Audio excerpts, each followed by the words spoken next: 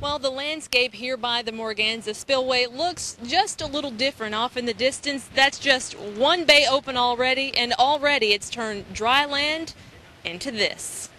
It was a sight to see. The spillway opening for the first time in 40 years, leaking out slowly, and then a gush of water made its way downstream. Not 30 minutes after the spillway gates were opened, we saw fish jumping out of the water. Some say they spotted an alligator swimming by. Opening the bays will divert water away from Baton Rouge and New Orleans. The Sole Bay taking 75,000 gallons of water a second off the Mississippi River. Colonel Ed Fleming with the Corps of Engineers says they decided on opening only one bay because of bear and wildlife concerns, wanting to give animals more time to move out, as well as give people downstream more time to evacuate and make sure the structure of the bridge was sound. We're not expected to see a crest until about the 24th of May.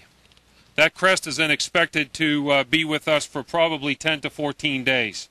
So there's no doubt that as we open up and as we go through a crest, that this structure has the potential to be open for the better part of 3 weeks. By tomorrow, this water will reach Crotch Springs. In 2 to 3 days, Morgan City and Amelia. Now, they say pictures are worth 1,000 words. If this is what we're seeing with just one bay open, can you imagine how things are going to look in 3 weeks when the majority of the bays are open? In Morganza, Tiana Williams, WAFB 9 News.